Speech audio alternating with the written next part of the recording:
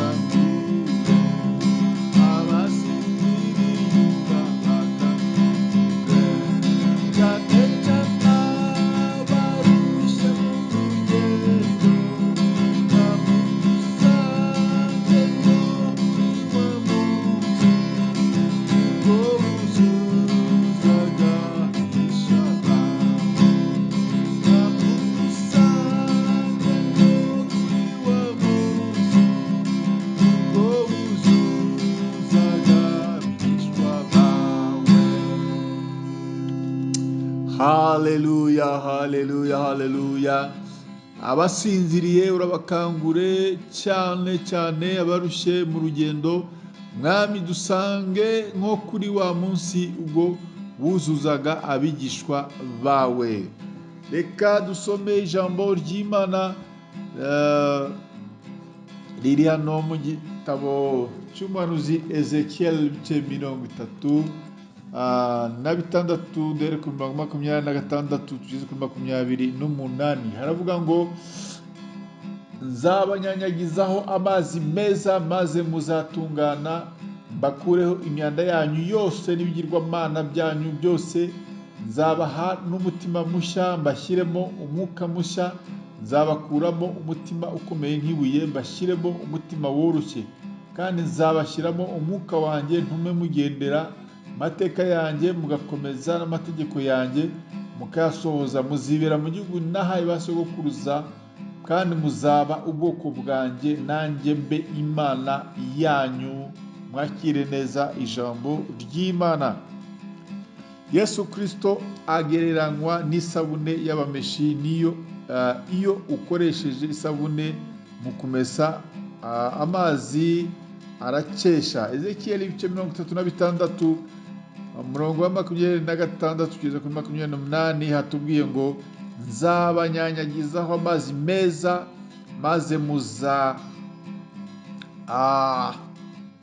maze mbakureho imyanda yanyu yose n'ibigirwamana byanyu byose, nzabaha umutima mushya mbashyiremo umwuka mushya, nzabakuramo umutima ukomeye nk'ibuye mbashyiremo umutima woroshye, kandi nzabashyiramo umwuka wanjye ntume mugendera mu mateka yanjye mugakomeza n'amategeko yanjye mukayasohoza.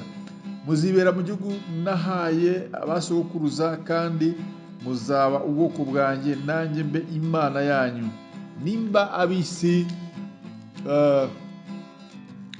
bafite ububasha bwo gusimbura ingingo zirwaye bakazisimbuza ingingo nshya kandi bakabishobora, ntabwo Imana ariyo yananirwa gusimbura ingingo zishaje, gusimbura urugingo rwaba rurwaye ikaba yaguha urugingo ruzima, ikaba yaguha ahari umutima mubi ikaguha umutima mwiza, hari umutima ukomeye ikaguha umutima woroshye, hari ingingo mu buryo nk'ubwo ngubwo bw'umwuka. Bishatse kuvuga ngo mu buryo bw'umwuka uzi urugingo rwawe rurwaye, Yesu Kristo mubwire aguhindurire, aguhe urugingo ruzima rushya, urugingo rudakora ibyaha, ahubwo urugingo rwuzura umwuka wera, cyangwa se urugingo ruyoborwa n'umwuka wera. Rero bwira Imana igufashe, iguhindurire ingingo. Hari ingingo zakunaniye, hari ibyaha ukora, hari ibintu byakunaniye kureka. Ukwiye kubwira Imana ikaguhindurira, ikica izo kamere zikurimo zituma ukora ibyaha. Imana igufashe, Imana ikugirire neza mwene data. Ijambo ry'Imana ridufashe kandi tugire neza. Amena. Senge Data mu izina rya Yesu, turaje imbere y'amaso yawe, tweretse intege nke zacu, imitima yacu, twifuza gukora ibyiza ariko bikatwitanga imbere. Turaje Mwami, uduhindurire ingingo, uduhindurire Mwami Yesu Kristo, imitima yacu ibe mizima, imitima yubaha, imitima idakora ibyaha. Urakoze, urakarama, bana natwe muri byose, mu izina ryawe ryera Yesu Kristo mbisenze. Amen. Mwari kumwe nanone nk'uko bisanzwe na mwene so muri Yesu Kristo, Bishop Apollinaire Gakombe, Shumba mukuru w'itorero The Evangelical Covenant Church of Rwanda CCR. Imana y'amahoro ikomeze kubana namwe mwese bene data, bifuje kugira umunsi mwiza n'akazi keza. Shalom shalom, ndabakunda.